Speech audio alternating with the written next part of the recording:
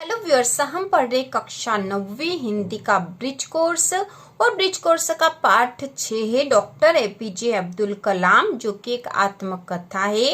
तो हम पढ़ेंगे और समझेंगे। इसके बाद इसके कार्यपत्रक भी है जो हम अगले वीडियो में करेंगे, जिससे आपकी इसकी पूरी तैयारी हो जाएगी। इसके पहले के पाठ और उनके कार्यपत्रक भी हमने कर लिए हैं। तो शुरू करते हैं।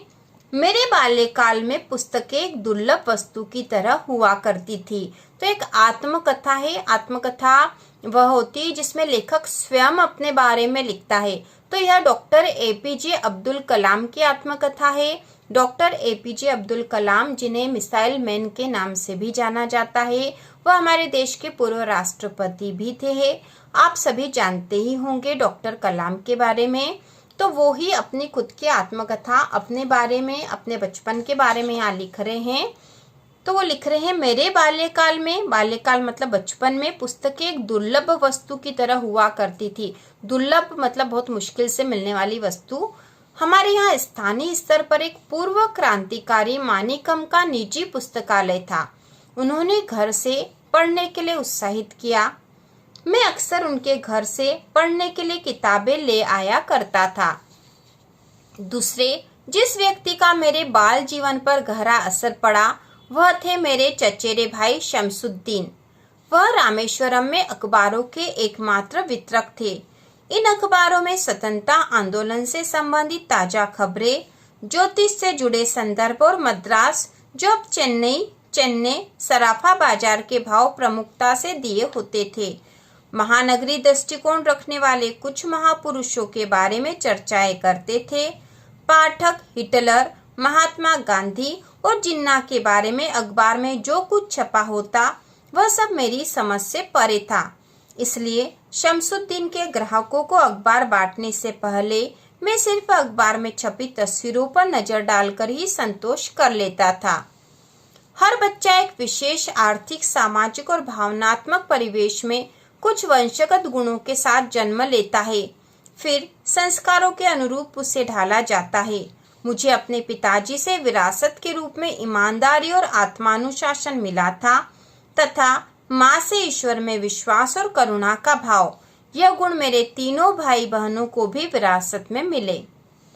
बचपन में मेरे 3 पक्के दोस्त थे, रामानंद शास्त्री, अरविंदन और शिव प्रकाशन। ये तीनों ही हिंदू परिवारों से थे। रामानंद शास्त्री तो रामेश्वरम मंदिर के सबसे बड़े पुजारी पंडित लक्ष्मण शास्त्री का बेटा था। अलग अलग धर्म, पालन पोषण, पढ़ाई लिखाई को लेकर हम में से किसी भी बच्चे ने कभी भी आपस में कोई भेदभाव महसूस नहीं किया। मेरी माँ और दादी घर के बच्चों को सोते समय रामायण के किस्से और पैगंबर मोहम्मद से जुड़ी घटनाएं सुनाती थी। जब मैं 5वीं कक्षा में था तब एक दिन एक शिक्षक हमारी कक्षा में आए। मैं टोपी पहना करता था, जो मेरे मुसलमान होने का प्रतीक था। मैं कक्षा में हमेशा आगे की पंक्ति में जनेऊ पहने रामानंद शास्त्री के साथ बैठा करता था। नए शिक्षक को एक हिंदू लड़के का मुसलमान लड़के के साथ बैठना अच्छा नहीं लगा। उन्होंने मुझे पीछे वाली बेंच पर बिठा दिया। मुझे बहुत बुरा लगा। रामानंद के चेहरे पर रुआसी के भाव थे। उनकी मुझ पर गहरी छाप पड़ी। स्कूल की छुट्टी होने पर हम घर गए और सारी घटना अपने घर वालों को बताई। यह सुनकर लक्ष्मण शास्त्री ने उस शिक्षक को बुलाया और कहा कि उसे निर्दोष बच्चों के दिमाग में इस तरह सामाजिक असमानता एवं सांप्रदायिकता का विष नहीं घोलना चाहिए। हम सब भी उस वक्त वहां मौजूद थे। लक्ष्मण शास्त्री ने उस शिक्षक से साफ साफ कह दिया कि या तो वह क्षमा मांगे या फिर स्कूल छोड़कर यहाँ से चला जाए। उस शिक्षक ने अपने किए व्यवहार पर न सिर्फ दुख व्यक्त किया, बल्कि लक्ष्मण शास्त्री के कड़े रुख एवं धर्मनिरपेक्षता में उनके विश्वास से उस नौजवान शिक्षक में अंततः बदलाव आ गया। तो इस प्रकार अब्दुल कलाम की आत्मकथा है, डॉक्टर एपीजे अब्दुल कलाम की, जो कि आपके ब्रिज कोर्स में है। इसके कार्यपत्रक हम अगले वीडियो में करेंगे। तो इसी प्रकार के और वीडियो देखने के लिए, कक्षा 9वीं की संपूर्ण तैयारी के लिए चैनल को सब्सक्राइब कीजिए।